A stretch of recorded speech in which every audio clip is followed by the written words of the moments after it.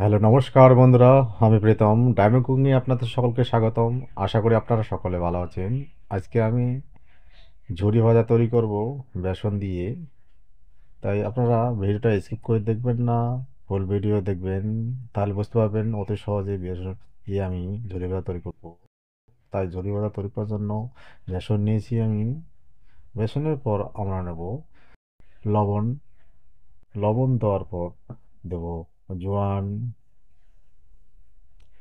জোয়ান দেওয়ার পর শুকনো লঙ্কার গুঁড়ো। এরপর দেব জল। জল দিয়ে আমরা ভালো করে মেখে নেব।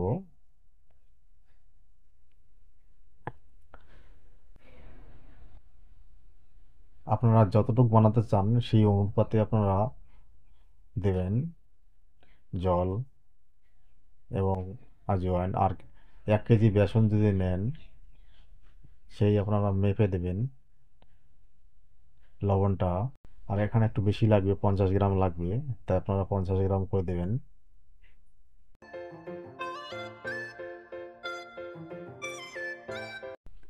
ব্যাস আমাদের হয়ে গেল। এখন আমরা একটা কড়াইতে তেল দিলাম। তেল দেখুন কত তেল দিয়েছি, তেলটা হিট করে নেবেন। তারপরে এরকম একটা ছাঁকনির দ্বারা আমরা এখন ভেজে নেব একটু করে। এরকম করে নিয়ে আমরা এখন ঘষতে থাকবো আস্তে আস্তে। দেখুন নিচের দিকে আমাদের ঝুরি ভাজাগুলো আস্তে আস্তে পড়তেছে। একটু কাঠির দ্বারাই আমরা আস্তে করে নেড়ে দেবো। এরকম করে নাড়তে থাকবেন, নাহলে দলা পেকে যাবে এক জায়গায় থাকলে। এরকম করে আপনারা ভেজে নেবেন। আর যারা আমার চ্যানেলটিকে সাবস্ক্রাইব করে নেন অবশ্যই চ্যানেলটিকে সাবস্ক্রাইব করে নেবেন এবং অল নোটিফিকেশন বেলটি অবশ্যই বাজিয়ে দেবেন। আশা করছি আপনারা ভিডিওটা ভালো লাগবে। আর ভালো লাগলে অবশ্যই কমেন্ট বক্সে জানাবেন। আর ভিডিওটি কেমন হলো অবশ্যই কমেন্ট বক্সে জানাবেন। ব্যাস এরকম করে আপনারা ডলতে থাকবেন। দেখুন কত সুন্দর হয়েছে।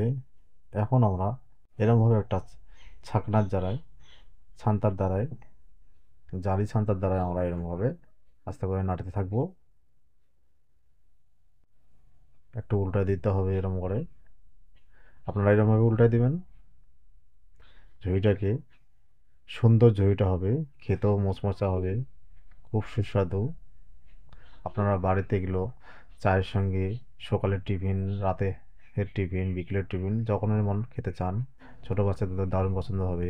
এরকম করে ভেজে আপনারা রেখে দেবেন বয়মের মধ্যে, অনেকদিন থাকবে। আর এই বেসনের ঝুড়ি আপনাদের খুব ভালো লাগবে বন্ধুরা।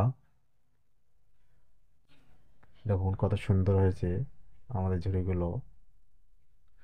আবার দেখা হবে পরবর্তী ভিডিও। নমস্কার বন্ধুরা।